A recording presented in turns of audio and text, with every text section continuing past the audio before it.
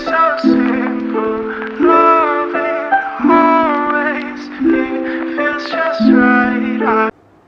Dasar kebudayaan kebangsaan adalah satu dasar yang digubal pada tahun 1972. Sejak merdeka disebabkan tiada arah dalam mewujudkan kebudayaan kebangsaan di dalam negara kita. Perkara ini disebabkan oleh kesedaran dan juga kefahaman yang sangat rendah mengenai kebudayaan dalam negara kita. Hal ini demikian kerana kepimpinan pada saat itu hanya memfokuskan kepada kemajuan ekonomi dalam negara kita. Penggubalan dasar kebudayaan kebangsaan ini merupakan salah satu rangkah yang penting untuk mengekalkan perpaduan dalam negara kita. Bukan itu sahaja, ianya juga menjadi garis panduan ke arah membentuk dan juga mewujudkan serta mengekalkan identiti juga perpaduan dalam masyarakat. Dengan adanya dasar seperti ini, ianya akan membentuk sifat-sifat yang terbaik dan juga mulia bagi membina bangsa yang bersatu padu dan mempunyai daya saing yang tinggi. Terdapat 3 prinsip dasar kebudayaan kebangsaan. Yang pertama, berteraskan kebudayaan rakyat asal rantau ini. Kebudayaan serantau ini digambarkan dengan penggunaan bahasa Melayu yang menjadi bahasa kebangsaan kita. Yang kedua ialah unsur-unsur kebudayaan lain yang sesuai untuk diimplementasikan dalam negara kita. Perkara ini dapat dilihat melalui kepelbagaian budaya dalam negara kita. Dan yang terakhir ialah kesesuaian dan juga penerimaan dalam penyerapan kebudayaan ini bergantung kepada tidak wujudnya percanggahan dalam perlembagaan dan juga prinsip-prinsip rukun negara. Antara kebaikan dasar kebudayaan kebangsaan adalah untuk mewujudkan identiti nasional. Peranan utama dalam dasar kebudayaan kebangsaan adalah untuk mewujudkan identiti nasional dalam setiap kaum yang terdapat di Malaysia. Dengan wujudnya identiti nasional, semangat nasionalisme dapat diterapkan dalam diri setiap kaum, menerusi perkongsian identiti berasaskan Malaysia yang sama. Semangat ini dapat dilihat melalui pengukuhan diri dalam prinsip rukun negara. Nilai yang terkandung dalam prinsip rukun negara meliputi aspek kesetiaan pada pemerintah, keadilan terhadap undang-undang, keterbukaan terhadap kepelbagaian agama yang dianuti, budaya, tradisi masyarakat sangat penting dalam menentukan identiti nasional.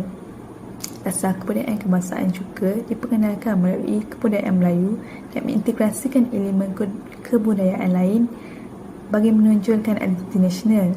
Sebagai contoh, bahasa Melayu sebagai bahasa rasmi persekutuan. Bahasa Melayu dilihat sebagai satu budaya, iaitu sebagai tingkah laku manusia dari segi kebahasaan. Hal ini menunjukkan bahasa Melayu sebagai penghubung antara warga negara dengan tanah air dan sangat penting dalam konteks kenegaraan. Selain itu, dasar kebudayaan kebangsaan memainkan peranan penting dalam memupuk perpaduan kaum yang terdapat di Malaysia. Menurut Syed Ahmad pada tahun 2006 mengatakan bahawa perpaduan akan menjadikan negara Malaysia sebagai negara yang mempunyai masyarakat yang berbilang bangsa, iaitu masyarakat Cina, Melayu dan India. Dasar kebudayaan ini juga menggalakkan unsur kebudayaan lain dan wajar boleh diterima. Kepelbagaian agama yang terdapat di Malaysia merupakan salah satu cara untuk memupuk perpaduan kaum. Sebagai contoh, agama lain seperti Hindu, Buddha dan Kristian turut diamalkan di Malaysia. Mengikut perlembagaan undang-undang dan perkara ketiga telah menetapkan bahawa agama Islam sebagai agama rasmi atau agama persekutuan, namun agama lain masih boleh diamalkan. Oleh itu, kita haruslah saling bertolak ansur dan memahami agama lain serta berpegang teguh terhadap agama masing-masing. Sambutan perayaan seperti Hari Raya Aidilfitri, Christmas, Deepavali, Hari Gawai dan Hari Keamatan merupakan salah satu platform untuk memupuk cara perpaduan kaum. Sambutan perayaan meliputi seperti pemakaian tradisional, makanan tradisi dan cara sambutan yang diamalkan. Hal ini bertujuan untuk menunjukkan keunikan tersendiri setiap kaum yang diamalkan di Malaysia. Akhir sekali, dasar kebudayaan kebangsaan haruslah menerapkan nilai murni dalam diri setiap kaum yang terdapat di Malaysia. Aspek utama dalam menerapkan nilai murni adalah mengamalkan nilai toleransi. Secara umumnya, negara Malaysia mempunyai 3 kaum utama, iaitu masyarakat Melayu, India, Cina serta kaum minoriti yang lain. Kita haruslah memahami sensitiviti dari segi kebudayaan, amalan keagamaan serta pantang larang kaum masing-masing. Sebagai contoh, tidak mempersoalkan laungan azan bagi masyarakat beragama Islam dan pembakaran kemanian bagi penganut Hindu. Kita haruslah bersikap lebih terbuka untuk menerima pandangan dari segi keagamaan agar menjadikan hidup lebih harmoni. Kita juga haruslah mengamalkan nilai kerjasama antara satu sama lain. Kerjasama yang baik bukan sahaja dapat meringankan tugas yang dilakukan, malah dapat mengeratkan hubungan silaturahim. Sebagai contoh, bekerjasama dalam membantu. Isu bahasa kebangsaan. Pertama, pesaing utama kepada bahasa kebangsaan. Pengaruh penggunaan bahasa Inggeris terpaksa diterima kerana penggunaannya yang sudah berzaman lamanya, menjadi bahasa ilmu dan komunikasi. Dua, pengaruh teknologi semasa telah mengakibatkan pencemaran bahasa, khususnya kepada remaja masa kini yang dapat dilihat banyak meluangkan masa mereka dengan gadget kerana dianggap penting dalam kehidupan seharian. Dapat dilihat melalui penggunaan sistem mesej singkat SMS yang digunakan dalam kalangan remaja dan pelajar. 3. Pengaruh dialek disebabkan bahasa Melayu yang berkembang secara evolusi dan unik. Banyak dialek dan slang dalam bahasa Melayu sedikit sebanyak menjadi penghalang dan kekangan kepada perkembangan serta kebakuan bahasa Melayu. Sistem pendidikan vernakular. 1. 4 sistem persekolahan utama iaitu Sekolah Vernakular Melayu, Sekolah Vernakular Cina, Sekolah Vernakular Tamil dan Sekolah Inggeris. Sistem pendidikan ini berpaksikan pada kaum masing-masing serta bahan pendidikan yang banyak bersumberkan pada rujukan negara serta bangsa masing-masing. 2. Kepelbagaian sistem pendidikan mempunyai kaitan rapat dengan kesepaduan sosial di negara ini, terutama dari segi penggunaan bahasa pengantar dan kurikulum. 3. Jurang perkauman yang begitu luas antara murid-murid yang berlainan kaum. Penggunaan bahasa juga mewujudkan jurang komunikasi antara kaum disebabkan penggunaan bahasa ibunda yang berbeza.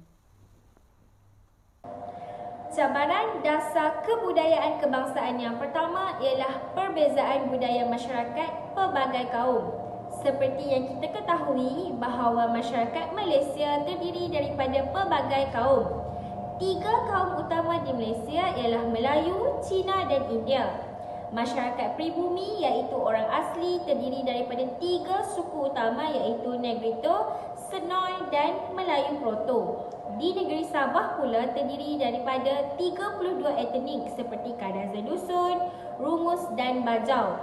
Negeri Sarawak pula terdiri daripada 27 etnik seperti Iban, Bidayuh dan Melanau.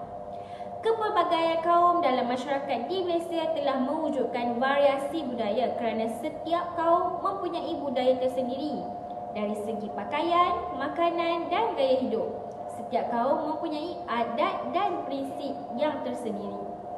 Apabila terdapat perbezaan adat, budaya dan prinsip hidup, kadang-kala sukar untuk kita mencapai perpaduan. Hal ini dikatakan demikian kerana akan ada segelintir masyarakat yang beranggapan bahawa adat resam kaumnya sahaja yang betul, manakala budaya kaum lain adalah salah dan tidak relevan. Apabila terdapat pemikiran seperti ini, perpaduan sukar untuk dicapai kerana tiada rasa hormat antara satu sama lain. Menghormati budaya dan adat resam kaum lain bukan bermakna individu tersebut perlu melupakan adat leluhur mereka. Tetapi dengan menghormati adat dan budaya kaum lain, kita dapat mewujudkan keharmonian. Masyarakat akan memahami dan bebas mengamalkan kebudayaan kaum masing-masing. Oleh hal yang demikian, perpaduan kaum masih dapat dicapai walaupun dengan perbezaan kebudayaan. Cabaran dasar kebudayaan kebangsaan seterusnya ialah sistem politik berasaskan perkauman. Sekiranya dilihat dengan teliti, parti-parti politik di Malaysia ditubuhkan berasaskan kaum.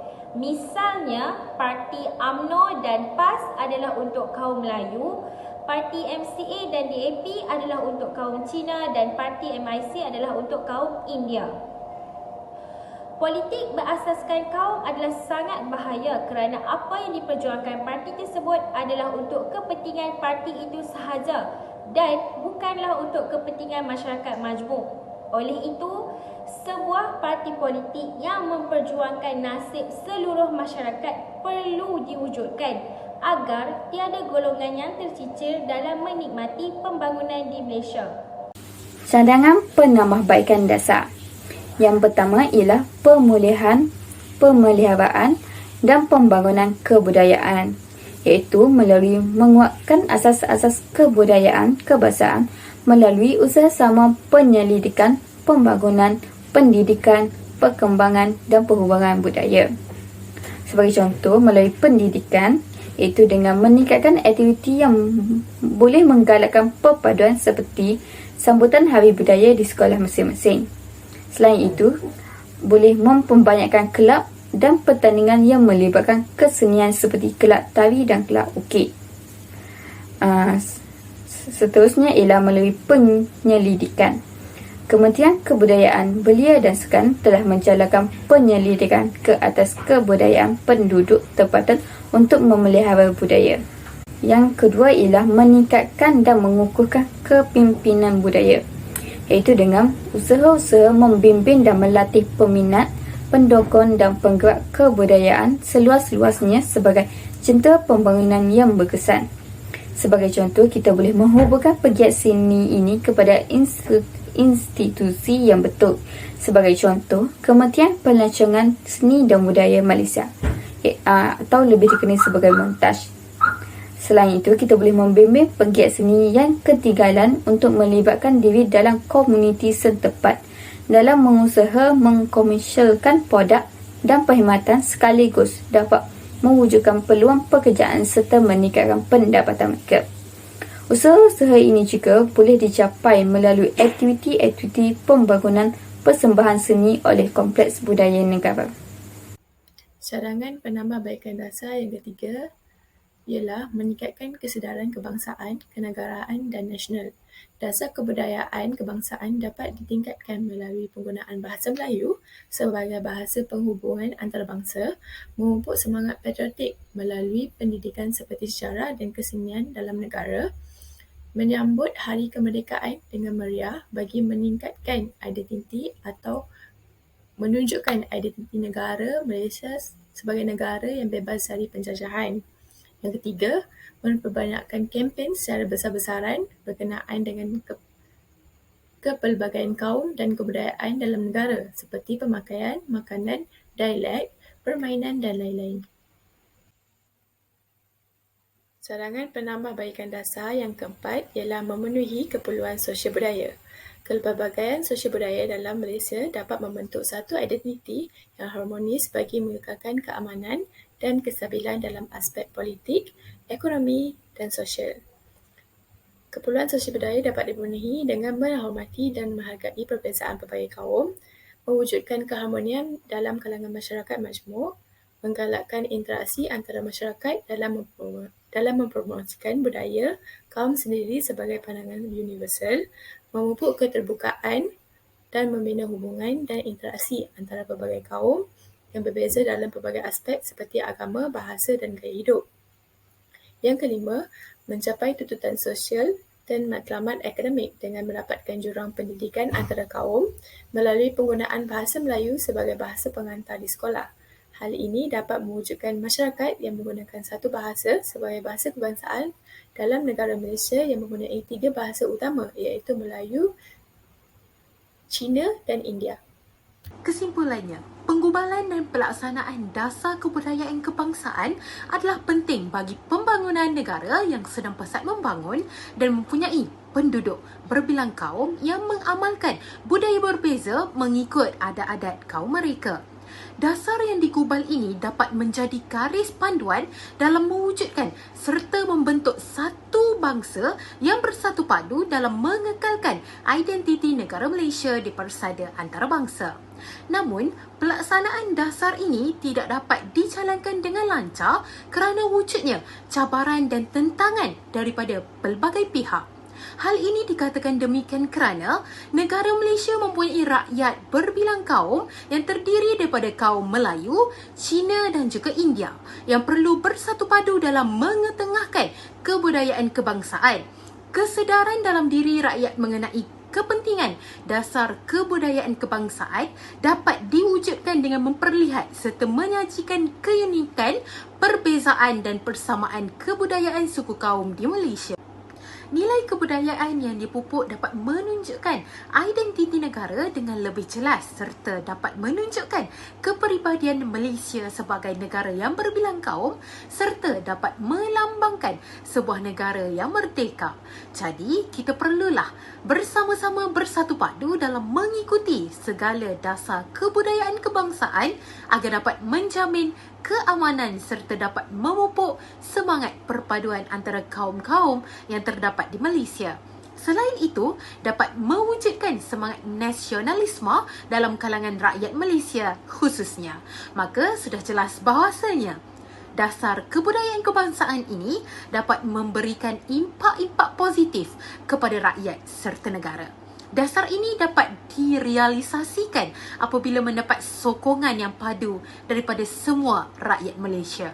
Jadi, sebagai rakyat Malaysia yang berpendidikan, kita perlulah meneliti segala dasar-dasar yang diwujudkan untuk kepentingan bersama. Sekian itu sahaja daripada kumpulan kami. Terima kasih.